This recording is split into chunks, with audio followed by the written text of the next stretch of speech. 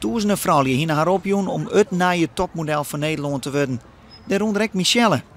De aankomende weken kon elke keer op televisie zien hoe de journalistiekstudenten het schopte tot de finale. En daar had ze nog toen. Ja, tuurlijk. Dit is waar je al die tijd voor hebt gewerkt. En ja, ik kijk ook wel een beetje tegenop. Want het is natuurlijk live en dat is anders dan dat ik gewend ben. Maar ik kijk er vooral heel erg naar uit en dat we eindelijk weten wie er gaat winnen. Om de finale te bereiken moest Michelle alle keer verschillende fotoshoots doen, catwalk training ondergaan en dan gingen ze naar IJsland toe. Als het Juno wol of net wordt, Michelle gaat gewoon terug om haar droom te bereiken. Als ik het niet zou worden, dan ik moet sowieso nog even mijn propedeuse halen voor mijn opleiding. Daar heb ik net deze week een toets voor gedaan. En ik hoop, journalistiek. En ik hoop dat ik dat voor elkaar heb gekregen. En ik denk dat ik er dan gewoon een jaartje tussenuit ga om ook als model te werken. De finale van Holland's Next Top Model is van de jong te zien op RTL 4.